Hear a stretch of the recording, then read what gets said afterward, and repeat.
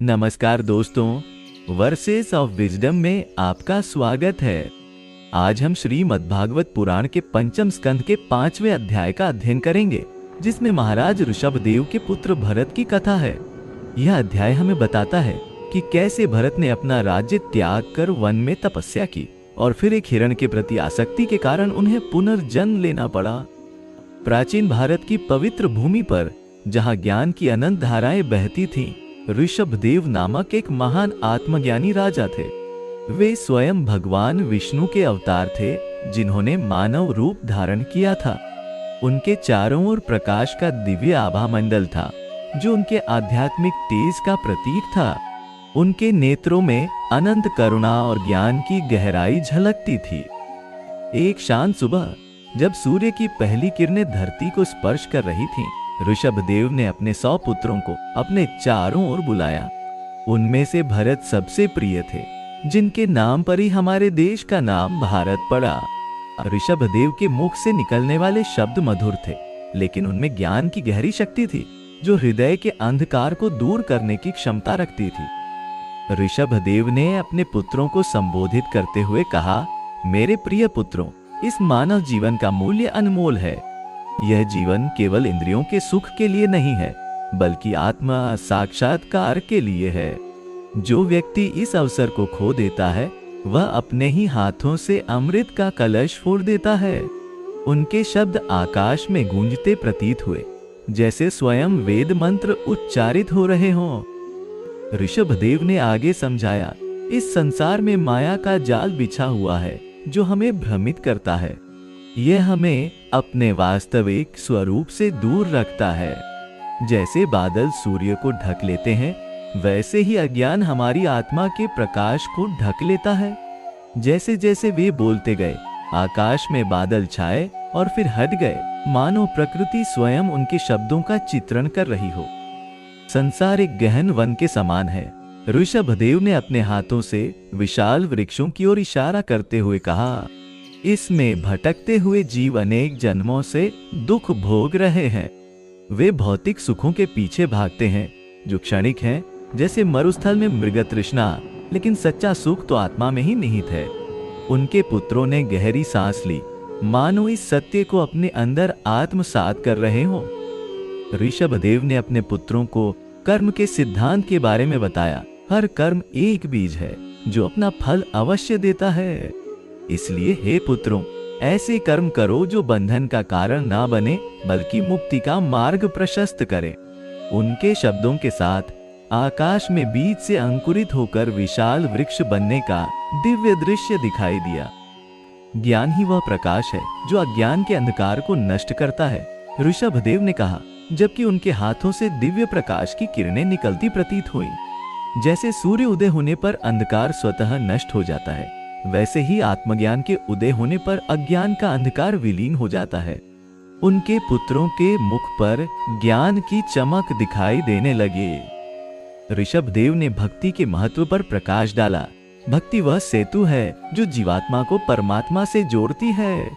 यह प्रेम का वह मार्ग है जिस पर चलकर आत्मा अपने प्रियतम से मिलन करती है। जैसे ही उन्होंने ये शब्द कहे, आकाश में सुवर्ण सेतु का दृश्य उभरा, जो धरती से स्वर्ग तक फैला हुआ था। वैराग्य का अर्थ है संसार से विरक्ति, लेकिन इसका मतलब संसार से भागना नहीं है। ऋषभदेव ने समझाया, यह संसार में रहते हुए भी उससे अनासक्त रहना है। जैसे कमल का फूल कीचड़ में खिलता है, लेकिन उससे अलिप्त रहता है। उनके शब्दों के साथ एक सुंदर कमल का फूल दिखाई दिया, जो कीचड़ से निकलकर अपनी सुंदरता बिखेर रहा था। ऋषभदेव ने मन की प्रकृति के बारे में बताया। मन एक चंचल घोड़े के समान है, जिसे नियंत्रित करना कठिन है, लेकिन ज्ञान और अभ्यास के द्वारा इसे वश में किया जा सकता है। जो अपने मन पर विजय प्राप्त कर लेता है, वह सारे संसार पर विजय प्राप्त कर लेता है। उनके पुत्रों ने अपनी आंखें बंद की, मानो अपने मन को शांत करने का अभ्यास कर रहे हों। एक वे जो इंद्रियों के दास हैं, और दूसरे वे जो इंद्रियों के स्वामी हैं। जो इंद्रियों का दास होता है, वह सदा दुखी रहता है, जबकि जो इंद्रियों का स्वामी होता है, वह सदा आनंदित रहता है। उनके शब्दों के साथ दो मार्गों का दृश्य दिखाई दिया, एक अंधकारमय और दूसरा प्रकाशमय। ऋषभदेव ने अहिंसा के महत्व पर बल दिया। अहिंसा परमो धर्म, अहिंसा सबसे बड़ा धर्म है। यह केवल शारीरिक हिंसा से बचने तक सीमित नहीं है, बल्कि विचारों और वाणी में भी अहिंसा का पालन करना चाहिए। उनके शब्दों के साथ एक शांत वातावरण छा गया, जहां सभी प्राणी एक दूसरे के साथ सद्भाव से रह रहे थे। सत्य ही परमात्मा है, ऋषभदेव ने कहा। सत्य का मार्ग कठिन है, लेकिन यही एकमात्र मार्ग है जो मुक्ति की ओर ले जाता है। झूठ बोलने वाला व्यक्ति न केवल दूसरों को बल्कि स्वयं को भी धोखा देता है। उनके शब्दों के साथ एक प्रकाशमान मार्ग दिखाई दिया, जो अनंत तक फैला हुआ था। ऋषभदेव ने संतोष के गुण की महिमा बताई। संतोष वह अमृत है जो जीवन को मधुर बनाता है। जो व्यक्ति संतुष्ट है वह सबसे धनी है, भले ही उसके पास भौतिक संपत्ति ना हो। उनके पुत्रों ने महसूस किया कि उनके हृदय में एक अद्भुत शांति का अनुभव हो रहा है, जैसे अमृत की वर्षा हो रही हो। दूसरों की निस्वार्थ सेवा करने से हृदय शुद्ध होता है और अहंकार नष्ट होता है। जो दूसरों की सेवा करता है वह वास्तव में स्वयं परमात्मा की सेवा करता है। उनके शब्दों के साथ अनेक हाथों का एक दृश्य दिखाई दिया, जो एक दूसरे की सहायता कर रहे थे। ऋषभदेव ने ध्यान की महत्ता पर प्रकाश डाला। ध्यान वह साधना है जिससे मन शांत होता है और आत्मा का साक्षात्कार होता है। जैसे तेल से भरे पात्र में दीपक स्थिर रहता है, वैसे ही ध्यान से मन स्थिर होता है। उनके पुत्रों ने अपनी आंखें बंद की और ध्यान की गहराई में उतरने लगे। मोक्षी जीवन का परम लक्ष्य है, ऋषभदेव ने अपने उपदेश को आगे बढ़ाते हुए कहा। मोक्ष का अर्थ है जन्म मृत्यु के चक्र से मुक्ति और परमात्मा के साथ एकाकार होना। यह वह अवस्था है जहां द्वैत का भाव समाप्त हो जाता है और केवल एकत्व का अनुभव रहता है। उनके शब्दों के साथ एक दिव्य प्रकाश मंडल दिखाई दिया, जिसमें अनेक बिंदु एक महान प्रकाश में विलीन हो रहे थे। ऋषभदेव ने आत्मज्ञान के बारे में गहन शिक्षा दी। तुम शरीर नहीं, आत्मा हो। शरीर नश्वर है, लेकिन आत्मा अमर है। जैसे व्यक्ति पुराने वस्त्रों को त्याग कर नए वस्त्र धारण करता है, वैसे ही आत्मा एक शरीर को छोड़कर दूसरा शरीर धारण करती है। उनके पुत्रों ने अपने अंदर झांका, मानो अपनी सच्ची पहचान की खोज कर रहे हों। प्रकृति और पुरुष के बीच के अंतर को समझो, ऋषभदेव ने कहा। प्रकृति जड़ है, जबकि पुरुष चेतन है।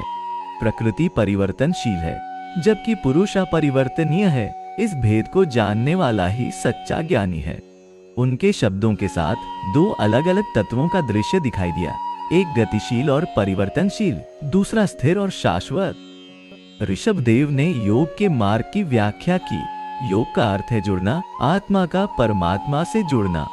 यह केवल शारीरिक व्यायाम नहीं, बल्कि मन, बुद्धि और आत्मा का समग्र विकास है। उनके शब्दों के साथ एक योगी का दृश्य दिखाई दिया, जिसके चारों ओर दिव्य ऊर्जा का प्रवाह हो रहा था। समता की दृष्टि विकसित करो, ऋषभदेव ने अपने पुत्रों को सलाह दी। सुख दुख, लाभ हानि, जय पराजय में संभाव रखने वाला व्यक्ति ही सच्चा योगी है। जैसे आकाश सभी को समान रूप से आश्रय देता है, वैसे ही तुम्हारा हृदय सभी के लिए समान हो। उनके शब्दों के साथ विशाल आकाश का दृश्य दिखाई दिया, जो सभी को अपने में समेटे हुए था। ऋषभदेव ने त्याग के महत्व पर बल दिया। त्याग का अर्थ है अनासक्ति।